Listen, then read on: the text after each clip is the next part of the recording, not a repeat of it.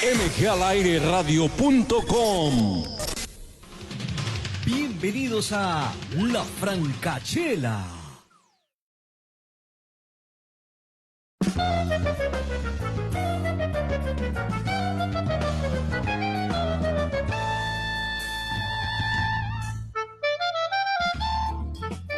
Viernes 10 de la mañana y es momento para darle a ustedes la más cordial bienvenida. ¿Qué tal? ¿Cómo están todos ustedes? ¿Cómo les ha acabado de ir en estos últimos 8 días? Le invitamos para que usted se acomode porque tenemos otro programa más de La Francachela aquí en MG al Aire Radio. Milton Riveros, muy buenos días, me alegra saludarte. ¿Qué tal? ¿Cómo has estado? Y llegó el viernes, Marcelo, y un viernes de esos que le emociona a uno que haya llegado el viernes 10 de la mañana, ansiosos de presentar a nuestro invitado, que es una gloria de Colombia. Marcelo, por favor, ¿a quién tenemos hoy? Para esta edición de La Francachela queremos brindarle un merecido homenaje en vida a un personaje que a lo largo de su existencia ha desempeñado diferentes facetas enalteciendo a la República de Colombia. Fue ganador de la primera medalla de plata olímpica en tiro al jabalí en 1972. Es arquitecto, empresario, servidor público a nivel nacional e internacional. Actualmente es el segundo vicepresidente del Comité Olímpico Colombiano. Le damos la más cordial bienvenida a Helmut Bellingroth. Muy buenos días, Marcelo. Mil gracias por esas palabras. Buenos días, Milton. Realmente muy complacido para estar participando en este programa.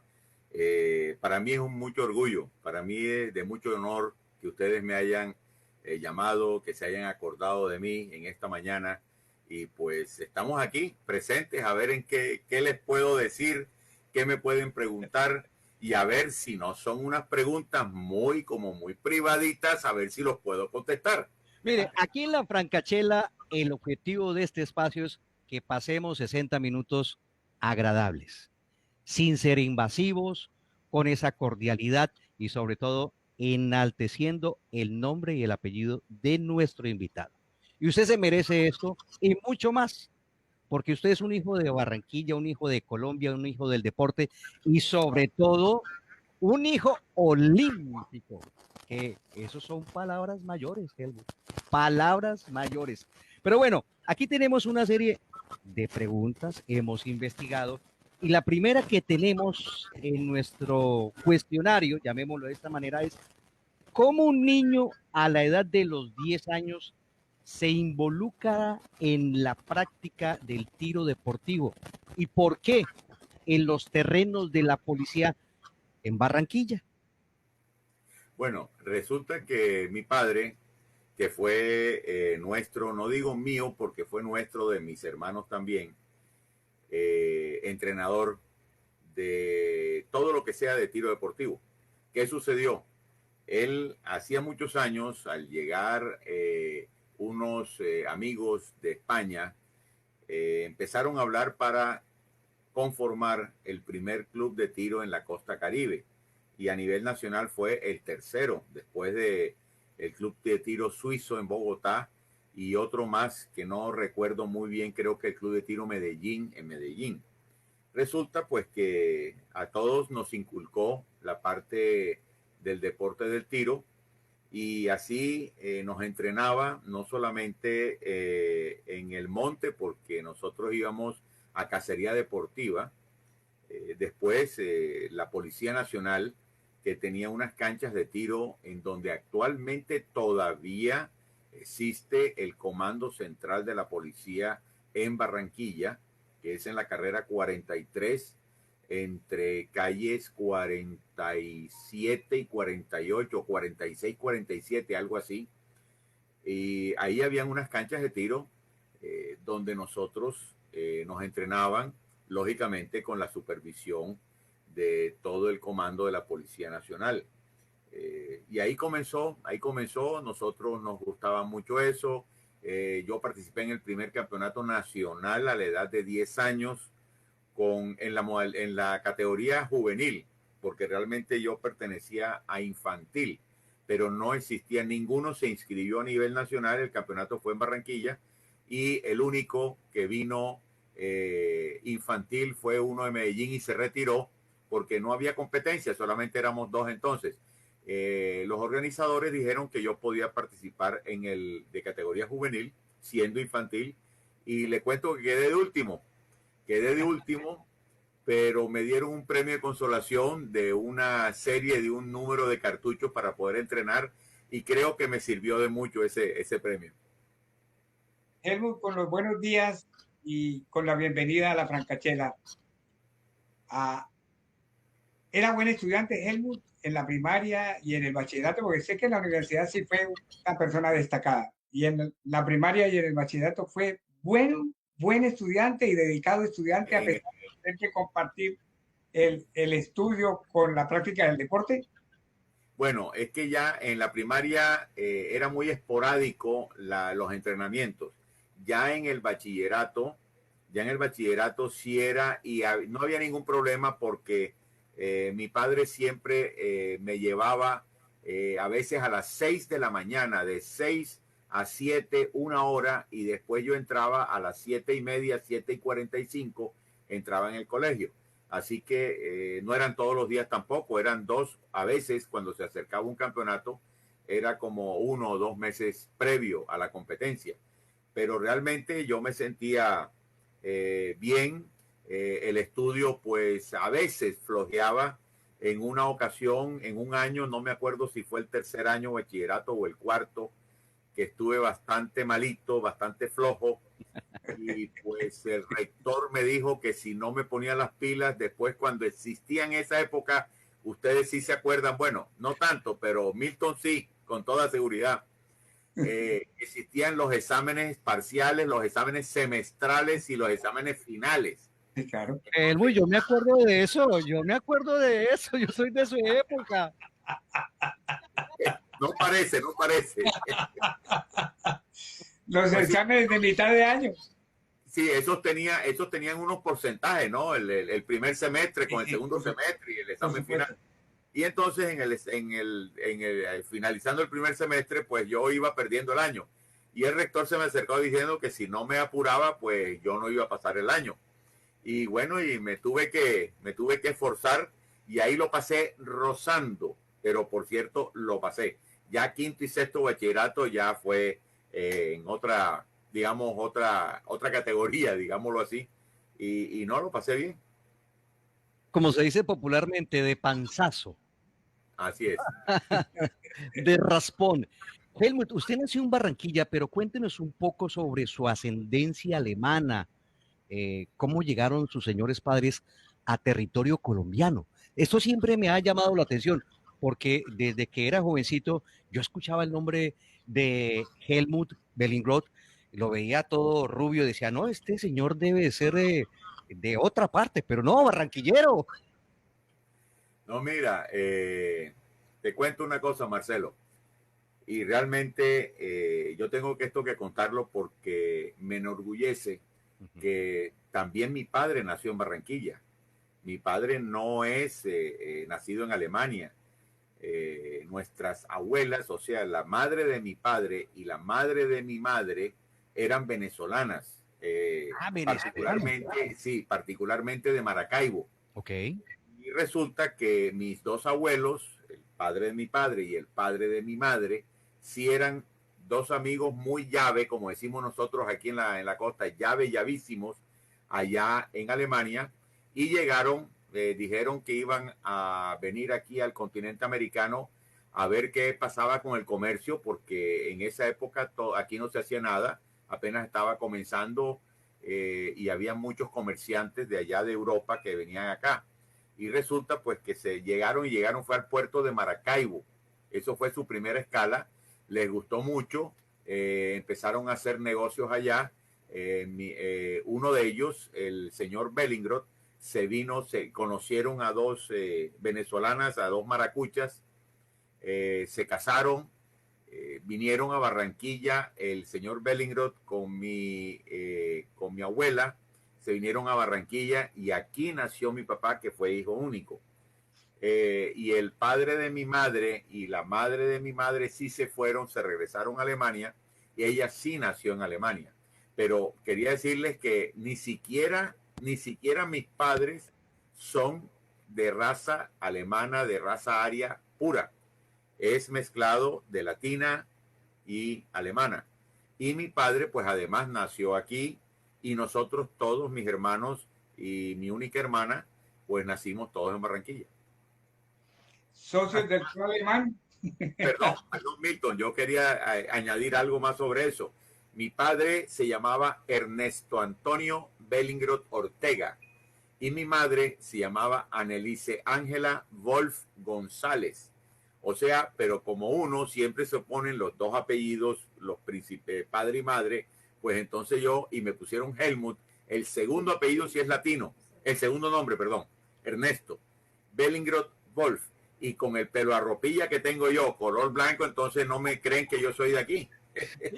Eso influyó algo en las competencias internacionales porque no iban a encontrar Pedro Martínez González, sino Helmut Eduardo Bellingroth. Me imagino que eso tenía un efecto algo en las competencias. No, sí, eso sí. La primera vez que yo estuve precisamente en Alemania a nivel internacional, bueno, esa no fue la primera fue en el año 69 y después en el 70 en Estados Unidos, pero en el 72 en Europa, que fue en Múnich en los Juegos Olímpicos, pues con el nombre precisamente alemán, oriundo de Alemania, allá, y con la pinta que yo llevaba, pues empezaban a hablarme a mí en alemán que si yo era medio chimbo, porque yo decía Colombia, pero yo le decía, por favor, o me hablan en español o un poco en inglés, pero en alemán nada, lamentable y tristemente no conozco el idioma. Pero tú tienes la nacionalidad alemana también, ¿verdad? Sí, cómo no. Sí, por supuesto. Bueno, Helmut, pasaron muchos años ya después de los Olímpicos y todo eso, demás. Quiero adelantarme un poquito porque son anécdotas que la gente quiere saber y que le preguntan a uno. Alguien me preguntó hace unos días sobre esto que voy a preguntar. ¿Qué pasó con el nombramiento en el consulado de La Habana? ¿Lo ofrecieron o tú lo pediste? ¿Cómo fue eso? Bueno, resulta que hubo una reunión en Bogotá. Yo era presidente en esa época de la Federación Colombiana de Tiro. Hubo una reunión donde se iba a hacer público la ley del deporte que se refería al deporte profesional. Estaban invitados todos los presidentes de federaciones. En esa época era Coldeportes, no como ahora que es el Ministerio del Deporte. Y estaban invitados todos los presidentes de federaciones. Lógicamente el presidente de la Federación de Fútbol, que nuestro amigo Ramón Yesurún, y yo estaba, todos teníamos nuestras sillas en el escenario, creo que fue en el Instituto de Deportes y Recreación de Bogotá, en el IDR de Bogotá, y llegó el presidente, pues me saludó y se refirió a mí cuando estaba en su discurso. Como éramos poquitos, estaba Cochise, también estaba ahí al lado, éramos poquitos los deportistas y también muy pocos los presidentes de federaciones que estábamos presentes, y ahí se me ocurrió decirle al presidente, en ese momento era el presidente Santos, quise pedirle a ver la posibilidad del nombramiento en el consulado de La Habana, y me preguntó que por qué quería yo La Habana. Y yo dije, simplemente, presidente, porque ahí está, usted nombró de embajador a un gran amigo mío, también barranquillero, y creemos que nosotros, dos caribeños, en una isla del Caribe, con la idiosincrasia del Caribe, yo creo que nosotros podemos hacer una muy buena y excelente labor ahí en esa embajada, en ese sitio. El embajador en ese momento era Gustavo Bel Lemus, que había sido vicepresidente de la República, había sido gobernador del Departamento del Atlántico y antes que todo, y lo más importante, que era muy amigo mío. Marcelo. Ahí está despejada la duda, mi querido Milton. Sí, Bueno, sí, sí. vamos a regresar entonces a esa bella actuación suya en los Olímpicos. ¿Qué diferencia experimentó usted, Helmut, cuando ganó la primera medalla de plata en Múnich 1972 y la segunda en Los Ángeles, California en 1984? Son sensaciones diferentes, pero nos gustaría, por favor, que nos comentara. Bueno, sí, Marcelo, mira, la primera medalla fue una actuación que realmente a nivel internacional nadie, absolutamente nadie me conocía. El tiro es realmente un deporte como el atletismo, como las pesas, como la natación, que son deportes de marca y uno puede saber exactamente dentro del ranking en su especialidad deportiva, pues puede saber en qué, cómo se encuentra uno a nivel internacional. No es lo mismo ser un jugador de fútbol o de baloncesto o de voleibol, de deportes de conjunto o deportes de apreciación, que uno diría, bueno, ese me parece que es mejor delantero que el otro, o este me parece mejor puntero izquierdo, o esto me parece, me explico. Entonces, el tiro, la natación, atletismo, pesas, son deportes de marcas que si tú, por ejemplo, en atletismo, tú estás haciendo en 100 metros por encima de 11 segundos, de entrada sabes que no tienes absolutamente nada que hacer a nivel mundial o olímpico. Pero si estás entre los 9.5, 9.7 a los 10 y a los 10.2, digamos, uno dice, tiene uno de pronto chance de estar en un podio olímpico o mundial. Entonces, el tiro es lo mismo. Si tú estás haciendo una marca X y sabes que tus compañeros o tus competidores que van a asistir a ese evento están haciendo esta otra marca, ya tú dices, hombre, yo tengo chances. Si yo me mantengo en mi entrenamiento, en lo que yo puedo, en lo que yo he demostrado hacer en los entrenamientos, pues si lo repito en la competencia, pues es posible yo tener una medalla. O sea, eso fue la primera actuación. Y mi padre, que fue el entrenador, tanto de mi hermano Hans Peter, porque mi hermano Horst todavía no estaba en condiciones para asistir, todavía era muy muchacho, no tenía la experiencia. Entonces, mi hermano y yo, pues, fuimos con una expectativa de que yo había posibilidad de hacer algo. Pero eso nada más lo sabía un círculo muy cercano. Es que yo creo que ni siquiera la propia Federación Colombiana de Tiro, en su momento, en ese momento, tenía conocimiento sí lo tenía, pero no tenía certeza de que tenía alguna posibilidad de hacer algo. Nosotros en Barranquilla, el círculo cerrado de la disciplina del tiro en Barranquilla, pues sí, me veía muy bien y decía, Helmut, tú tienes mucho chance, esperemos que repitas lo de los entrenamientos, lo repita en competencia, y así sucedió. ¿Qué pasó para el 84? En el 84 había todavía mayor expectativa porque ya yo venía de haber sido subcampeón olímpico, de haber sido campeón mundial en el año 74 imponiendo récord mundial. Me había ganado los panamericanos anteriores en el año inmediatamente anterior, que fue en 1983 en Caracas, ganando a los norteamericanos que eran muy fuertes en esa época, y pues con mucha expectativa realmente. Y yo estaba aspirando realmente al primer lugar. ¿Qué sucedió? Sucedió una cosa que nadie esperaba. La China en ese momento fue su primera intervención a nivel olímpico.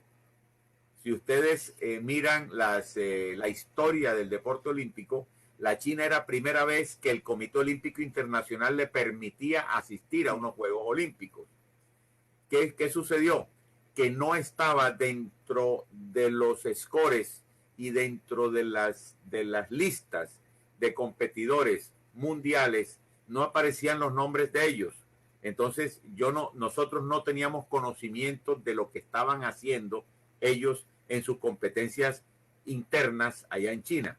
Entonces para nosotros fue una sorpresa, realmente sorpresa, casi la misma sorpresa que se llevaron los alemanes, los soviéticos, los franceses, todo cuando yo fui en el 72, que no me conocía nadie. Más o menos así fue en el 84 con los chinos, y quedó de primero un chino y de tercero un chino. Entonces yo tengo una anécdota para esa ocasión, después de que yo terminé de disparar, que quedo de segundo. Yo feliz con la medalla de plata porque era la segunda medalla en mi carrera después de 12 años, que eso es algo también, algo muy difícil realmente. ¿Qué pasó? Que no quiero decir nombre porque todavía está vivo y está actuando como periodista, como cronista, y no me gusta hablar de personas que estén ausentes, pero él tuvo la desfachatez de decirme recién salido de la cancha, bueno, ¿qué le pasó? ¿Por qué no ganó la medalla de oro? Y yo no sabía si en el momento ponerme bravo, molesto, y me dio más que todo por reírme y le dije, me salí por la tangente y le dije, mira, hermanito, me da mucha pena, pero te cuento algo, que gracias a Dios, el que quedó de tercero también era chino con los ojos semicerrados, porque si hubiera sido un occidental con los ojos abiertos, yo hubiera quedado de tercero o de cuarto. Entonces, esa fue una anécdota que tuve en el 84. No sé, Marcelo, si con eso te he podido responder la pregunta que hiciste. Sí, sí, perfecto. Está muy bien aclarado la explicación justamente, sobre todo en esos, como usted menciona, 12 años de diferencia y que vuelve otra vez a subirse al podio olímpico, tiene grandes méritos. Milton. Pero mire que me voy para el año 74, Helmut, cuando fuiste campeón mundial, con nuevo récord mundial, donde los rusos siempre fueron los primeros en esa modalidad. Y se fue solo, sin nadie. Nadie lo acompañó al aeropuerto, nadie fue a despedirlo, ni había ninguna expectativa, ni nada parecido. Sí me fue a despedir una persona. Sí, yo sé. Pero, ¿Cómo así que tú sabes? yo sé porque yo leo bastante,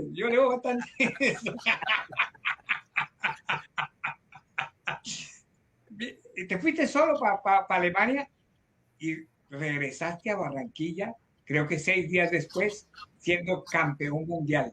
Nadie daba un peso, Marcelo, por la actuación de Helmut en Suiza. Regresó campeón mundial con el récord mundial. No sé si el récord todavía está activo, pero no. Ya no. Bueno, pero realmente una satisfacción grande. Cuando regresó a Barranquilla, no cabían los reporteros, no cabían los periodistas en el aeropuerto para recibir a Helmut. ¿Qué pasó con ese viaje y con esa victoria en Suiza, Helmut? Bueno, resulta que para ese campeonato en el 1974, yo estaba trabajando en la superintendencia bancaria en Bogotá. Resulta que yo tenía problemas de entrenamiento allá en el único club que existía en Bogotá en ese momento, Club de Tiro del Rancho, porque la cancha era mucha dificultad para llegar allá, para la entrada al club, mejor dicho, era un problema realmente. Entonces en ese momento había un superintendente bancario barranquillero, Vicente Noguera Carbonell. Vicentico. Tico, famoso Sí. Tico Noguera. Y entonces yo le dije, Tico, ¿cómo hacemos? Yo le propuse, en Barranquilla hay una oficina de la superintendencia bancaria. Yo puedo irme allá a hacer algunos trabajos de supervivencia, de supervisión. Yo era director de la división de vivienda. Yo puedo hacer una supervisión de las diferentes urbanizaciones que se estén haciendo allá o edificios que se estén construyendo, y me manda de comisión, por favor. ¿Para qué? Para yo poder los últimos 20 días, 25 días, poder entrenar aquí en el Club de Tiro Barranquilla, no tener ningún problema para mi viaje al Campeonato Mundial. Bueno, sucedió que él me dio la comisión, pero eso fue un poquito antes del 7 de agosto, cambio de gobierno, se monta otro presidente, cambian inmediatamente al doctor Noguera de la superintendente, meten a otro señor de superintendente bancario, y el señor lo primero que hace fue, ¿qué hace Bellingroth en Barranquilla? Si él debe estar aquí al frente de la división de vivienda. Entonces le explicaron de que yo estaba en comisión, por eso me dice, no señor, él lo necesito acá, y me llamaron y yo me fui al día siguiente, ni siquiera sino con un maletín, con unos papeles para mostrarle los informes que yo estaba haciendo en Barranquilla. Y me dice, no, ustedes tienen que quedar aquí porque...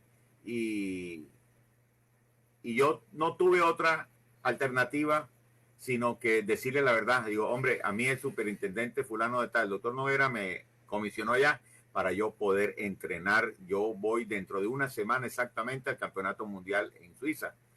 Y me dice, eso que lo haga Coldeportes. Nosotros somos una entidad para trabajar. Aquí no tenemos que ver nada con deportistas. Y si usted se va, tiene que renunciar o lo voto. Entonces yo le dije, señor doctor Madriñán, me acuerdo del apellido y ese sí lo digo aunque no esté presente, no tengo ni idea ni por dónde andará, pero él se debe acordar de esto. Le dije, doctor Madriñán, usted haga conmigo lo que le dé su santa y real gana. Yo me vuelvo y me regreso a Barranquilla y continúo en una semana para Suiza al Campeonato Mundial. Haga conmigo lo que usted quiera, vóteme o haga lo que quiera con usted. Y me fui enseguida. Resulta que él no hizo nada, yo me fui para mi viaje, llegué como campeón mundial y tiene el cinismo de ponerme en esa época, todavía en el 84 existía el Marconi, los tales cables. ¿Ustedes se acuerdan? Claro, por el telegrama. El telegrama. Sí. Y entonces, felicitaciones y por favor lo voy a ascender en la subvención bancaria. Yo llegué con la carta de renuncia. Yo llegué con la carta de renuncia porque ya me habían ofrecido otra cosa. Entonces yo dije, no, con este señor no se puede trabajar y ya, así como porque yo quedé campeón me viene ahora a ofrecer algo, no, así no juego yo. Entonces yo renuncié inmediatamente, pero ese fue el asunto. Pero el que me fue a despedir al aeropuerto se llama Jaime Romero Martínez, barranquillero, hijo de una gran deportista, la Muñe Martínez. La Muñe Martínez, claro que sí. De la delegación del Atlántico en baloncesto. Eso, pues, muy pocas personas, sino de mi generación para arriba, es que conocen y se recuerdan de la Muñe Martínez. Él es hijo de la Muñe, nadie le llama a Jaime sino JJ. Y yo le digo por mucho cariño y por nuestras andanzas desde muy muchachitos, desde los 15 años, yo le digo muy cariñosamente rata, así le digo, y él me dice ratilla. Entonces son anécdotas que tengo y él me fue a despedir al aeropuerto. Así que realmente tengo mucho nexo con él. Tengo muchos conocidos, pero amigos reales son pocos también. Bueno, tenemos acá a Jaimito Romero, el protagonista de quien estabas hablando. ¿Cómo estás, Marcelo? ¿Cómo está Milton, el Ernesto? ¿Cómo van? No, por aquí muy bien, Jota, con una agradable sorpresa. No tenía la remota idea que tú ibas a estar en esta entrevista conversatorio, porque realmente más que entrevista es un conversatorio, que eso es lo agradable realmente, y no ser ese encuadernamiento de todas las entrevistas. Bueno, ese es el estilo de la francachela. Me alegro participar y compartir con ustedes y con Helmut. Y bueno, aquí estamos. ¿Cómo les ha ido en la entrevista en general o el conversatorio, como dice Helmut? Aquí le estaba comentando a Milton y a Marcelo sobre el asunto de la ida mía a Suiza para el Campeonato Mundial, y que tú fuiste el que me fuiste a llevar al aeropuerto, y bueno, y todo ese problemita que tuve yo con el superintendente bancario de la época. Sí, esa fue una época, un día muy difícil, porque Helmut estaba muy aplanchado, porque obviamente no lo querían. Los deportistas aficionados nunca tuvimos apoyo en esa época. Ahora hay algo, gracias a Dios, pero en esa época era mínimo. Y 2 días antes de salir para Suiza, el superintendente de la época lo declaró insubsistente al cargo que tenía, que creo que era jefe de vivienda en la superbancaria. Sí.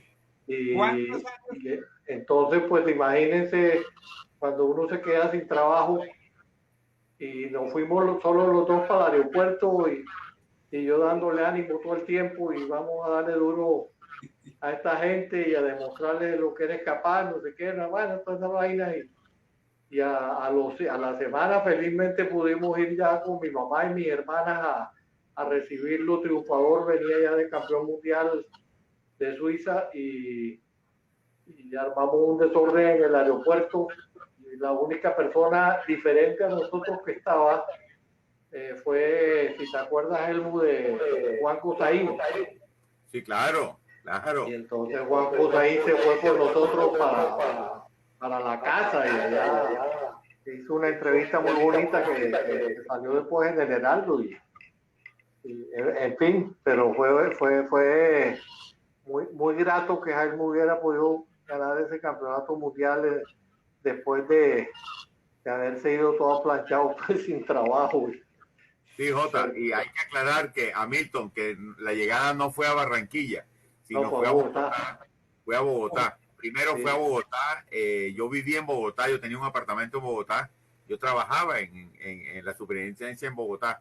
Y entonces sí, después, como a los 3, 4, 5 días, no me acuerdo, yo vine a Barranquilla, pero a Bogotá sí estuvo Jota con las hermanas, con la mamá, y estuvo Juan Gosaín también. Sí, Yo sé de la amistad, conozco de la amistad de ustedes dos de casi toda la vida. ¿Cuántos años de amistad? ¿Cuánto no qué? ¿Cuántos años de amistad de ustedes dos? Como 50.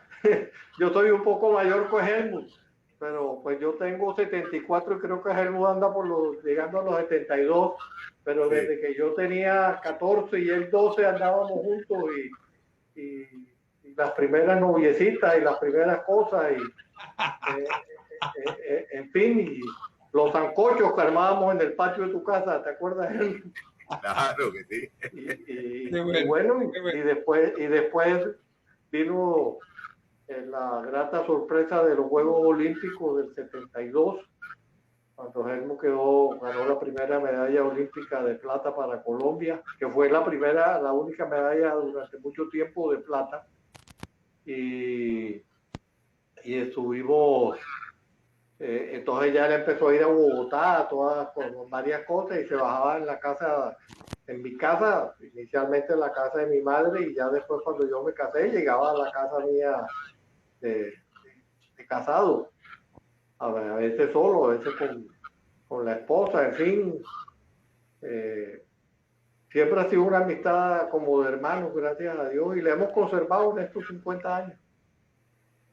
Y creo que Medio más de siglo de 50. historia. Creo que más de Medio 50, porque siglo. estoy hablando de 60, porque si yo tengo 74 y te estoy hablando de que yo tenía 14, 15 y él estaría hablando de 60 años. Más o menos, aproximadamente. Más o menos, 59, ¿Alguna 60 pilatuna, años. Jaime, Helmut, alguna pilatuna, algún No, chasco que tengan que recuerden que siempre está presente en alguna vez cuando ustedes se encuentran y siempre recuerdan esa experiencia? son muchas, entonces no Una. se puede hablar de eso. Pero de esa época, del año cuando teníamos 14, 15 años, 12 años, 13 años por ahí, que decía J ahorita, porque yo no le digo Jaime, sino J, cuando decía J, cuando no le digo rata, entonces le digo... ¿Por qué rata? Bueno, precisamente por esas pilatunas que hacíamos nosotros de pelado. Bueno, resulta que yo me acuerdo, Jota, ¿no te acuerdas? Con una olla hecha sancocho que estaban los Donados, Lucho Calvo, Lucho Cuervo, y tú me cogiste, no sé si fue a mí, un zapato tenis que yo estaba en ese momento y me lo ha echado a la olla de sancocho. Y eso, y lo revolvió todo el mundo y todo el mundo se comió el sancocho con esa. Y abajo estaba el zapato tenis. Los tenis Croydon de los Croydon, los de las barritas azules. Claro, eso de Adidas y Puma y todo eso, eso no existía. Eso no existía. Ya no existía. Pero bueno, pero hicimos muchas cosas así muy agradables y compartimos muchos momentos gratos y también a veces nos tomábamos los traguitos obligatoriamente, ¿no?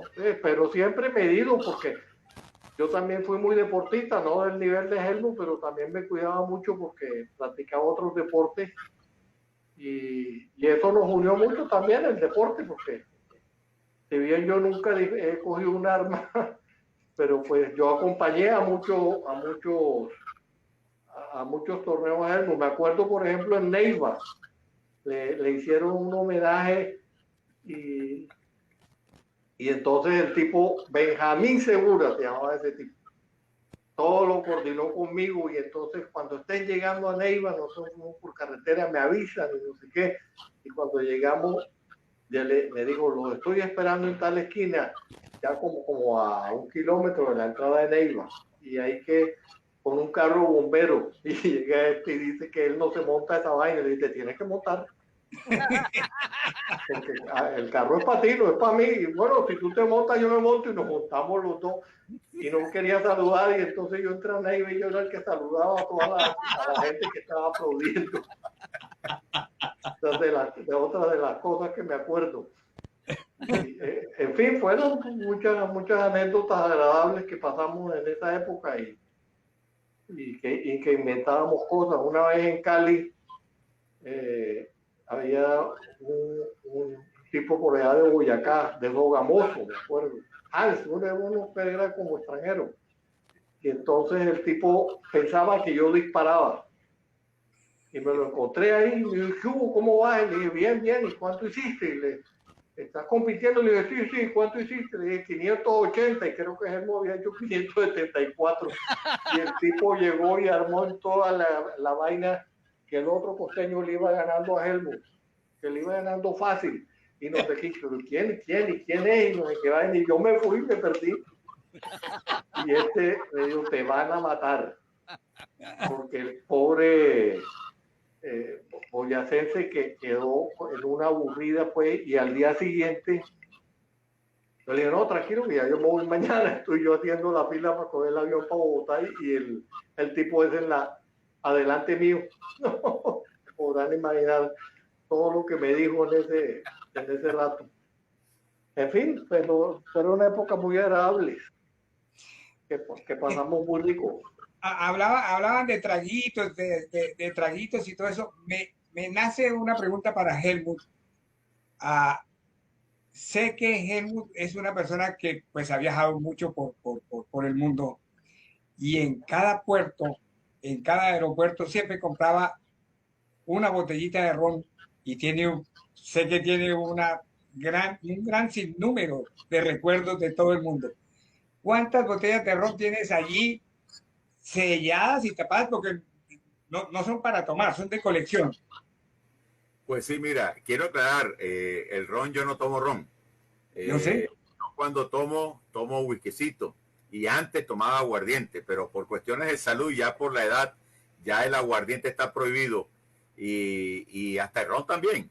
Pero bueno, sí, como dices tú, yo he viajado mucho y también con amigos. El mismo J me ha traído algunas botellas porque él también viaja bastante.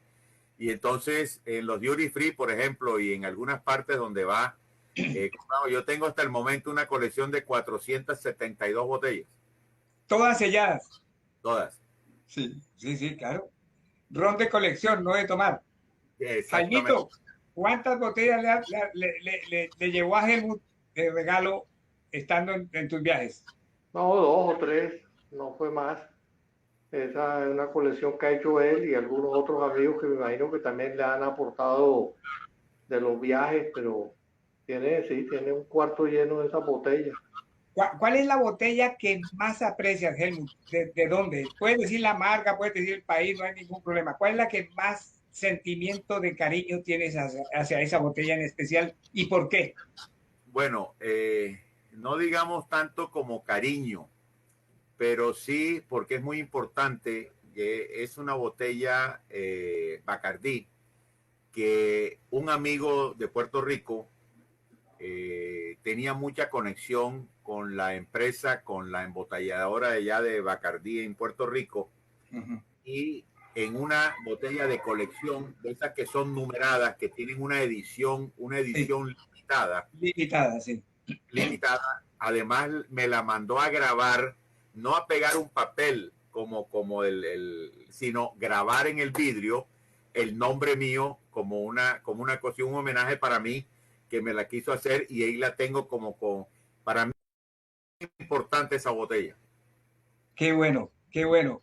Esa es una colección que no es fácil. Tengo un amigo más en Barranquilla también que tiene una colección de vino, de vinos, y tiene vinos por todas partes en su casa también. Una colección muy grande.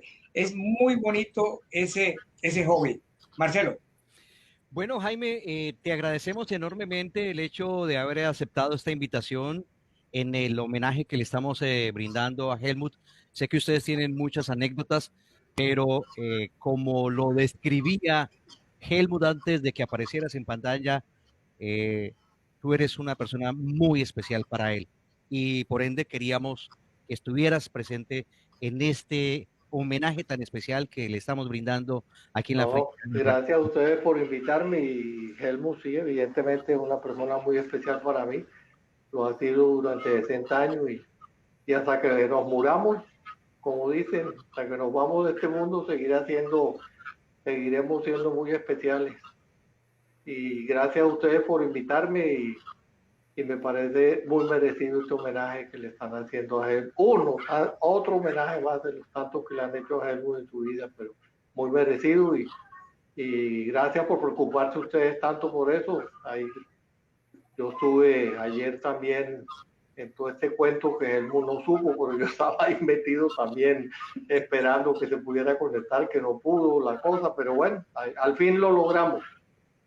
Así que muchas gracias, Milton, muchas gracias, Marcelo y Ratilla, nos vemos. Gracias, Ratilla, hermano, muy amable, gracias por venir y aceptar esta invitación, muy agradecido. Bueno. Jaimito, muy amable, gracias. Ok, bueno, chao. Agradecido, Jaimito. Bueno, aquí en nuestra programación de La Francachela, Helmut, tenemos una sección que se llama Reminiscencias Musicales.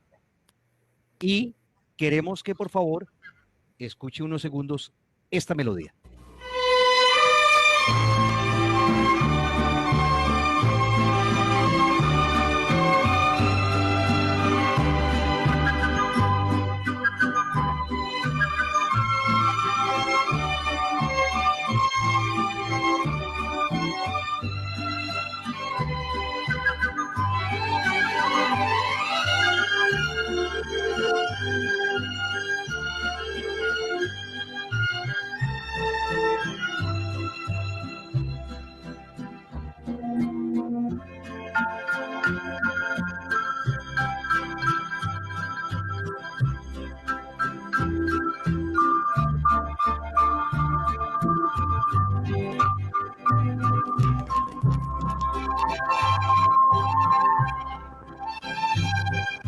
Tú eres la tristeza de mis ojos.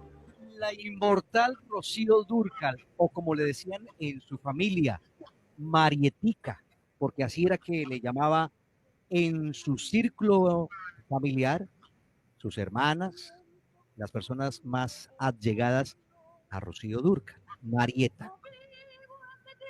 ¿Por qué le encanta tanto esta canción y usted se identifica con esta melodía, Helmut? Bueno, te quiero comentar algo, Marcelo y Milton.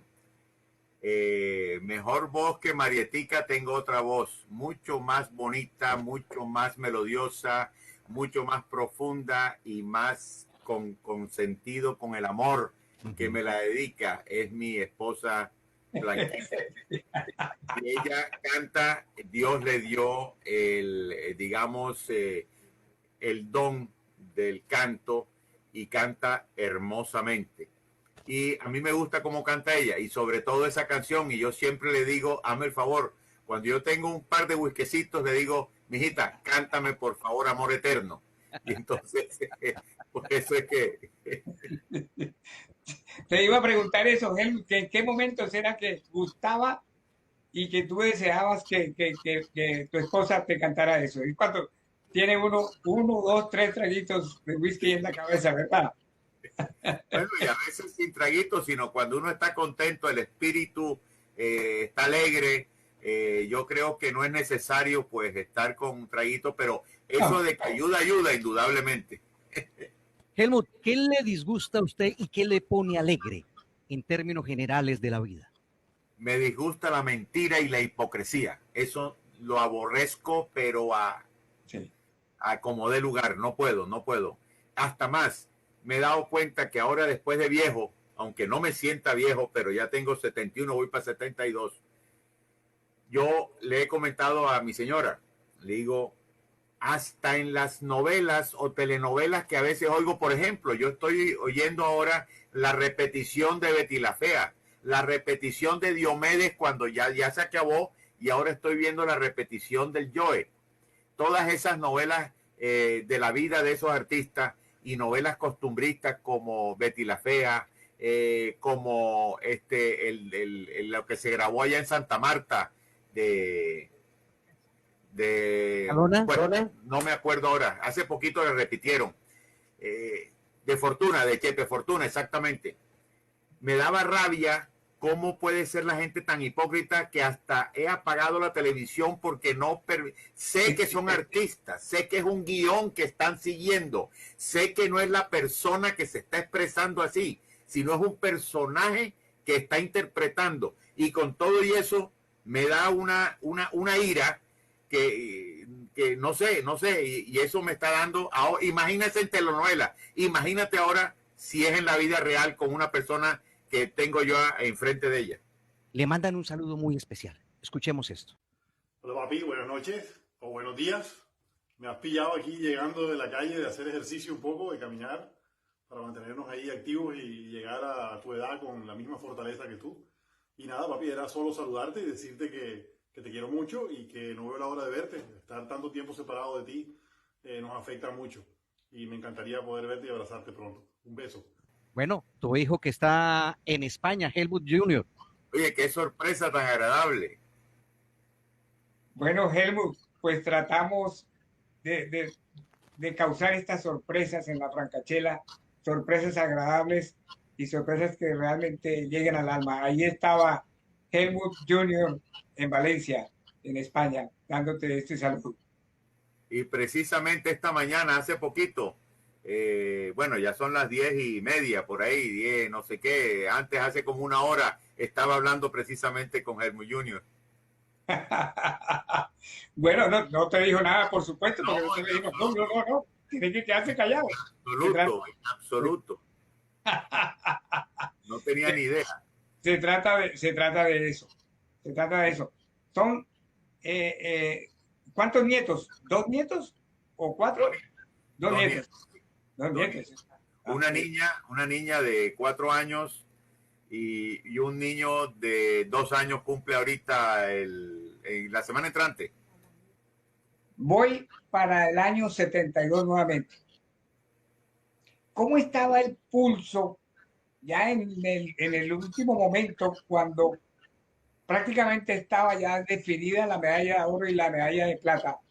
¿Cómo estaba el pulso tuyo en ese momento? ¿Qué sentías? Y esa era la emoción de saber que te ibas a subir al podio por primera vez, un colombiano, y ganar la medalla de plata. ¿Qué hacías? ¿Qué sentías tú a esos 21 añitos que tenía, tal vez 22 años? 23 años. 23 años. Sí, pero no sabes, es que yo le seguí siempre los consejos y todo a mi padre, y la parte del entrenamiento que él me hacía, que a veces me hacía un entrenamiento un poco psicológico, para que yo no supiera exactamente si ya estaba terminando o no, porque ese es el problema. Si uno sabe que ya faltan un par de disparos, uno se puede poner nervioso. Yo me he controlado toda la vida bastante. Yo tengo ese don que también, además de mi entrenador, que fue mi padre, se lo agradezco también a un psicólogo deportivo chileno llamado Juan Jovanovic, que de tiro no sabe nada si no es de fútbol, es dedicado totalmente al fútbol.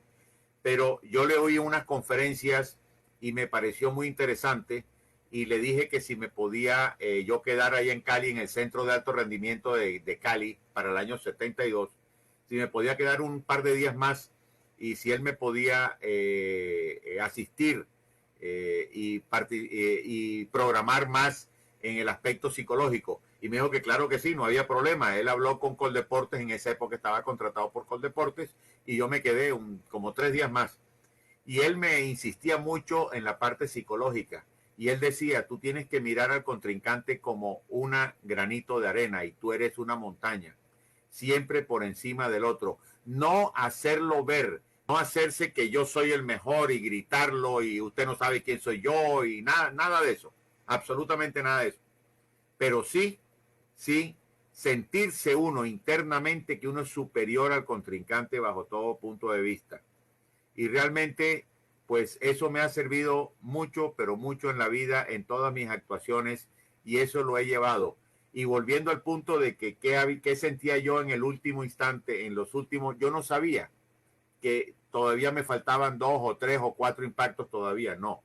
Yo simplemente, yo tiraba la munición ahí y empezaba a mi serie de disparos sin saber. Yo cuando ya el último disparo, pues el juez le dice, ya terminó, stop, ya terminó, ya terminó la competencia. Ahí fue cuando oí el grito del Negro Perea, que todos ustedes lo conocieron, donde atrás de la tribuna gritó, buena esa Barranquilla, ni siquiera dijo Colombia, sino buena esa Barranquilla. Y resulta que lo sacaron de la sala porque el tiro es un deporte como en tenis, en ciertos momentos que no se oye ni una mosca. En el tiro no es por momentos, el tiro es toda la serie, desde que tú entras al espacio donde están las canchas de tiro, pues tú tienes que estar completamente callado porque no puede haber ruido. Y mete su grito atrás y lo sacaron del recinto porque todavía habían algunos tiradores que no habían participado. Pero él sí ya sabía que yo había hecho algo. Yo no sabía. Yo sabía que yo había hecho algo bueno, pero no tenía ni idea si era primero, segundo, tercero, cuarto, quinto, no tenía ni idea. Y con ese estilo de transmitir el finado Edgar Perea, pues obviamente me imagino que la emoción le corrió por su sangre y no podía evitarlo. Es algo que no se puede justamente detener. Bueno, Helmut, desde que usted se retiró de la competencia del tiro deportivo, ¿qué ha pasado por su vida en torno a esta disciplina olímpica? Si no estoy mal, usted se retiró en 1995, ¿no es así?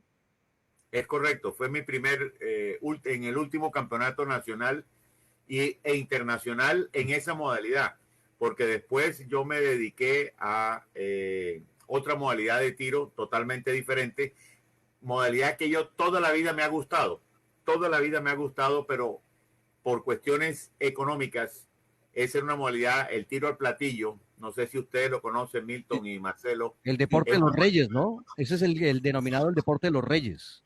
Supremamente costoso, porque no solamente es el cartucho en sí, sino también el disco, eso tiene su costo. Y yo no podía en esa época, mi padre no me podía sufragar todo ese entrenamiento porque era costoso. Y resulta que cuando ya me retiré en el 95 y que gracias a Dios tuve la oportunidad que él me dio para yo poder desarrollarla en un campo de tiro, en una competencia a nivel mundial y a nivel olímpico, entonces ya al término de eso me dediqué a esta otra. Ya yo tenía más o menos una pequeña solvencia económica y dije, bueno, voy a ver si entreno esto. Y me fue más o menos bien, claro, no a competencia a nivel internacional. Yo sí he estado internacionales de esa competencia por equipo en los centroamericanos en Mayagüez. Tuvimos tercer puesto por equipos en la modalidad de tiro al platillo. He estado durante los últimos 4 años un campeonato internacional de tiro en Miami. En 3 de ellos me he quedado el primero en mi categoría de super senior, claro, por encima de 62 años. Y entonces, pues, eso me ha mantenido así un poco estable. Y después de eso, yo he hecho cursos, bueno, lo hice hace ya bastante, hace como unos 10, 15 años, cursos de juzgamiento. Y entonces a mí también me han tenido en cuenta. Yo he sido juez y jurado de tiro en campeonatos mundiales, Copas Mundo, panamericanos, centroamericanos, bolivarianos. El único que no he podido ser juez, y ya no lo voy a hacer por la edad, es en Juegos Olímpicos.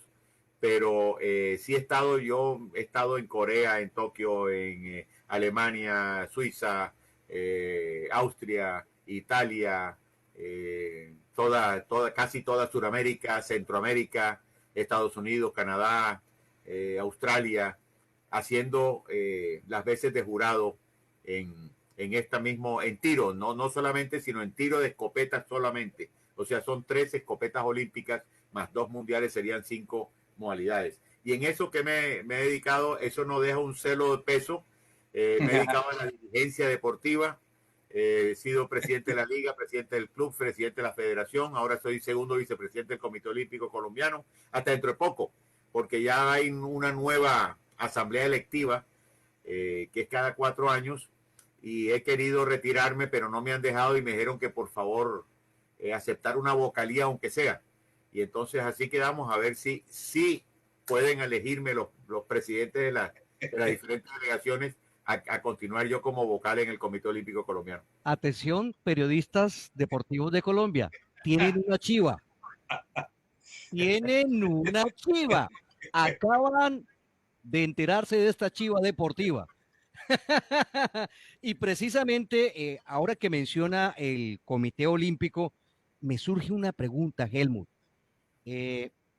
Con este panorama que se está afrontando a nivel mundial, con el enemigo público, como le llamo al COVID-19, ¿qué piensa usted con la realización de los próximos Juegos Olímpicos de Tokio, que el año pasado tuvieron que suspenderse y en el próximo verano se van a llevar a cabo?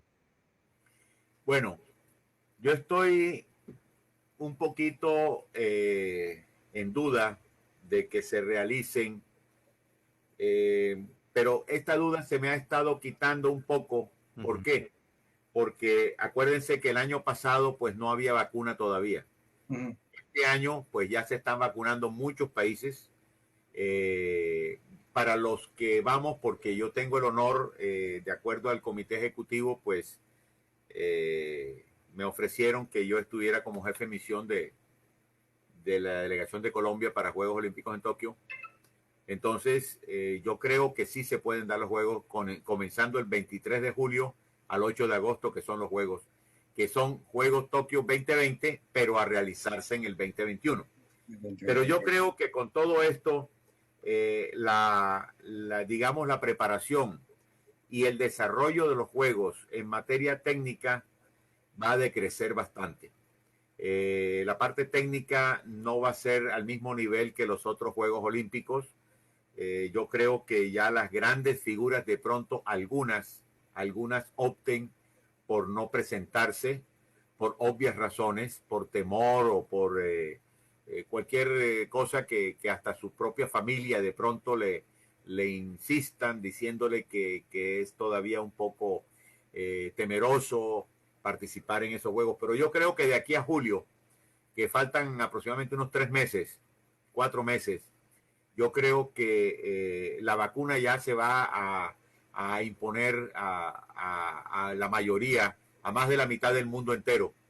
Y sobre todo, los que tenemos la oportunidad de asistir con antelación van a poner la vacuna, y más todos los, digamos, todo el trabajo de protocolo sobre la biodiversidad que uno va a tener allá, la seguridad que va a tener uno allá. Yo creo que sí se van a dar los Juegos, aunque hay otra grupo de personas del Comité Olímpico Internacional donde dicen que el año pasado fue precisamente en el mes de marzo que desistieron de posponer los Juegos un año, que todavía no ha llegado el mes de marzo, que es posible que después se reúnan el mes de marzo viendo cómo están las cifras a nivel mundial, pero yo creo que las cifras han bajado considerablemente en comparación al año pasado. O sea, por eso es que yo creo que sí se pudieran dar los Juegos con la inauguración el 23 de julio. Helmut, una pregunta y una respuesta muy cortica. ¿Hay un deporte que no es olímpico y que Colombia es una potencia a nivel mundial? El patinaje. ¿Por qué no hemos logrado que el patinaje haga presencia en el deporte olímpico? Hay muchas, te digo, es muy complejo porque hay, por ejemplo, hay deportes, ahora acaban de poner en Juegos Olímpicos unos deportes como del montañismo y el skateboard y todas esas cuestiones que realmente no son muy practicados en el mundo entero. El patinaje es bastante practicado en todo el mundo, pero se necesita un acercamiento bastante cercano, y me perdonan la redundancia, con el Comité Olímpico Internacional y en este caso actualmente precisamente con el señor Bach como presidente del Comité Olímpico Internacional. Se ha estado haciendo todas las gestiones posibles, se han estado reuniendo a muchos comités olímpicos nacionales de América y algunos de Europa para que se presione al comité ejecutivo, primero a la comisión técnica del Comité Olímpico Internacional, para que a su vez rinda un informe positivo o negativo hacia el comité ejecutivo del Comité Olímpico Internacional para que pueda otorgársele la categoría de olímpico a este deporte. Realmente es bastante complicado llegar a ser olímpico. Algunos deportes salen, otros entran, pero yo quiero hacerle una, digamos, aclaración. Me preguntaste, me dijiste, Milton, que fuera la respuesta corta, pero en esto no puedo ser muy corto, porque quiero explicarte algo referente y a Marcelo. El patinaje, que no es olímpico, las grandes potencias mundiales que son en el patinaje, como son Estados Unidos, como es Italia, como es Francia, como es, creo que algunos que otro en España y algún otro, creo que República Checa o Rumanía, ellos no le han puesto toda la atención posible y debida al desarrollo de esta disciplina deportiva. A la hora que lo declaren olímpico, esas grandes potencias, repito, Estados Unidos, Alemania, Italia, Francia, España, Checa, Rumanía, todos ellos, Rusia, entonces ahí sí le meten todo el julepe habido y por haber. Entonces nosotros en los primeros juegos sacamos, que es posible, de 6 competencias podemos sacar 4 o hasta 5 de oro. Claro, pero sí. después en los otros 4 años u 8 años después, ya de esas 6 modalidades, yo creo que escasamente podamos sacar 1 o 2, por una simple y llana razón. Las otras potencias ahí se le meten con todo, sin desmeritar, lógicamente, a los practicantes, que son excelentes patinadores los colombianos. Pero hay que tener en cuenta ese pequeño asunto para los posibles entrenadores que van a venir en el futuro. ¿Cómo usted ve el ambiente olímpico en el plano de nuevos valores en torno a Colombia, Helmut? ¿Hay apoyo? ¿No hay apoyo? ¿Falta quizás presencia más de la empresa privada? ¿El gobierno como tal? Usted que está dentro del Comité Olímpico Internacional, ¿cuál es su percepción? Perdón, dentro del Comité Olímpico Nacional. Nacional, perdón. Sí. Perdón. Bueno, nacional. Corroborando lo que dijo hace un ratico nuestro querido amigo J. Romero, de que él fue el deportista y en su época, y en esa época donde yo estaba con él, no había tanto el apoyo estatal como ahora. Y ahora no es que sea realmente lo predilecto, no.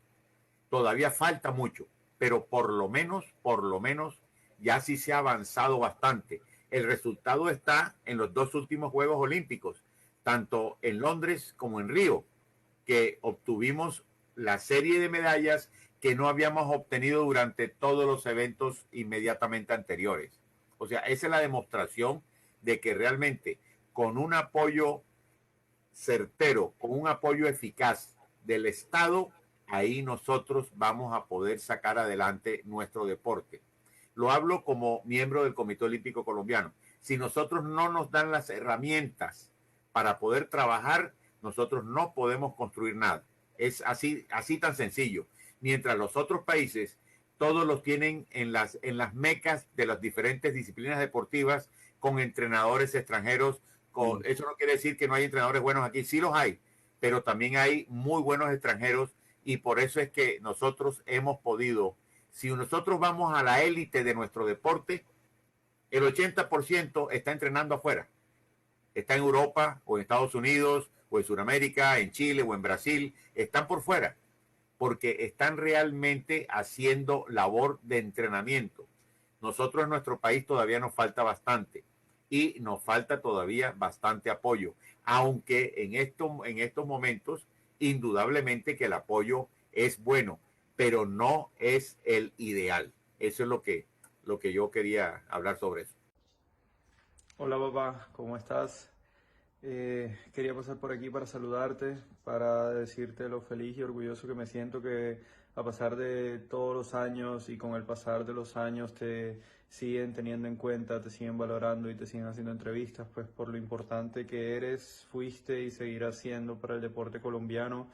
En ese momento cuando ganaste la primera medalla, cuando repetiste medalla y todo lo que ha sido para el deporte colombiano desde entonces. Eres un emblema para la historia colombiana y sigues siendo una persona a la que le piden muchísimos consejos en la parte deportiva, pues porque en Colombia pocos saben del deporte y de la organización y de la parte olímpica como tú. Y me siento orgulloso de eso, quiero que lo sepas y pues se demuestra pues con la gran cantidad de entrevistas y todo lo que preguntan por ti y te valoran. Te queremos mucho, un abrazo, saludos. Sonidos que se originan en Atlanta, Barranquilla, España y ahora Alemania. Su hijo Frederick. El médico. El médico. El médico. Y ese, claro, él me pone por las nubes, pero que el único que sabe de administración deportiva, el único, no. Hay muchos, hay muchos. Claro que él como hijo y como hijo que me quiere mucho lógicamente pues me enaltece, pero yo soy consciente que no es tanto. Él me quiere con su amor de hijo, y le agradezco esas palabras indudablemente y ese concepto que tiene sobre mí, pero no me creo más que nadie. Hay muchos en Colombia que saben mucho más que yo de deporte. Helmut, realmente, pues, hablar con Helmut de tiro, de deporte, pues pasa uno días y días hablando de esto. En tu parte personal, la satisfacción más grande que tienes en tu vida, ¿cuál ha sido personalmente? Bueno, es difícil porque son varias cosas. Son varias cosas realmente, sobre todo en la parte, digamos, del deporte. Muchos dicen que ser campeón mundial y haber obtenido el récord mundial, que puede ser la mayor satisfacción, puede ser la más difícil, porque indudablemente un campeonato mundial es mucho más difícil que un juego olímpico. Oh, sí, por supuesto.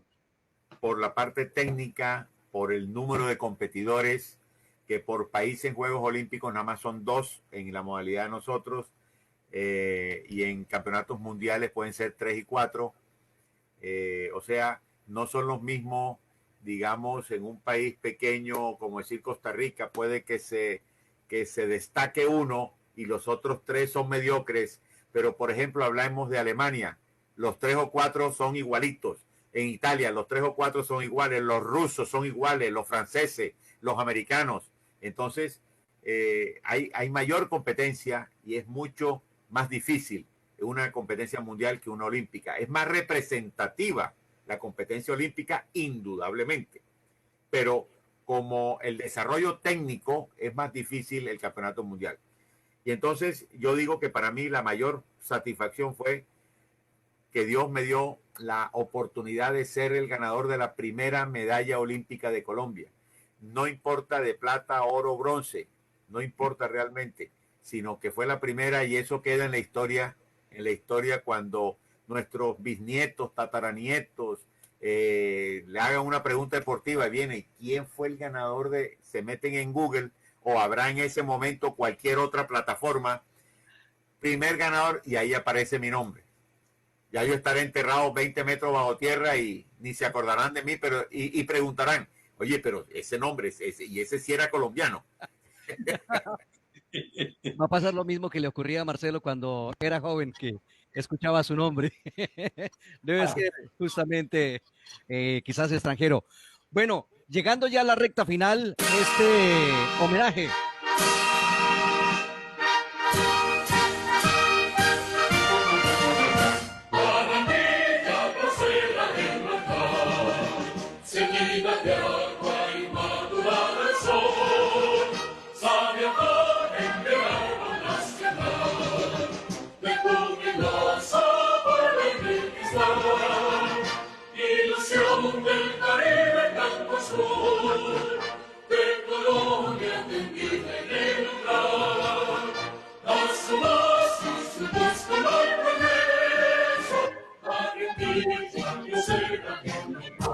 Cajita de sorpresas es la Francachela y con eso nos queríamos despedir, especialmente para usted. Este es un homenaje a su vida pública, a su vida deportiva, a ese legado olímpico que ha dejado para Colombia y que sigue laborando justamente ya dentro del punto de vista administrativo en el Comité Olímpico Colombiano. Esta labor yo creo que no lo van a soltar, Helmut, no lo van a soltar allá en el comité y lo van a seguir atornillando. 1.000.000 de gracias. Desde la distancia le expresamos mucha gratitud, un abrazo, gracias por aceptar esta invitación aquí en la Francachela. Mi señora que está al lado es dominicana, pero nacionalizada en Barranquilla, en Colombia, lógicamente. Pero se sabe el himno de Barranquilla mejor que yo porque se sabe como 10 estrofas, que yo nada más me sé 3. Así que gracias, mil gracias, Milton, mil gracias, Marcelo. De todo corazón, muy agradecido por esta oportunidad que me dieron de poder estar todavía, después de 71 años y medio, estar todavía presente y decir presente en el deporte colombiano. Helmut, muy amable por haber aceptado esta tertulia, este conversatorio y haberte tenido aquí en este viernes en la mañana para demostrarle a todos los colombianos de que una figura del año 72 todavía está vigente en el deporte colombiano. Gracias, Helmut, un gran abrazo y tú sabes el aprecio y el cariño que te tengo de toda la vida. Gracias, Milton, gracias, Marcelo, y sobre todo ahora mediodía de un viernes cultural, no hay que desaprovecharlo, con todo y pandemia, pero hay que aprovecharlo. Figuras colombianas que pasan por la Francachela, que vengan más éxitos y sobre todo mucha salud, es lo que deseamos para usted y su familia, Helmut. Gracias, muy amable, lo mismo muy para agradecido, todos. de verdad. Que Dios lo bendiga. Que Dios le bendiga también a usted, Helmut. Muy bien, Milton, hemos tenido una mañana formidable. Se quedaron muchísimos temas en el tintero, pero el tiempo es nuestro peor enemigo. Teníamos dos saludos más para Helmut, no se puede. Bueno, no, desafortunadamente el tiempo manda. Agradecerle a Helmut que estuvo presente con nosotros. Pasamos una mañana espectacular, Marcelo. Creo que no nos equivocamos en un gran invitado para este viernes y creo que vale la pena resaltar la calidad de nuestro invitado del día de hoy. Un invitado de lujo, como los que siempre tenemos en la mañana, en la apertura del fin de semana, aquí en la Francachela. No se olvide, por favor, pasar por nuestro canal de YouTube en MG al Aire Radio. Usted va a encontrar todas las entrevistas que hemos hecho aquí en esto que se llama La Francachela. Milton Riveros, Marcelo Godoy les dice hasta una próxima oportunidad. Pórtense bien, usen siempre su cubrebocas, estén aislados justamente de las multitudes y Dios me los acompaña. Será hasta la próxima semana. Gracias.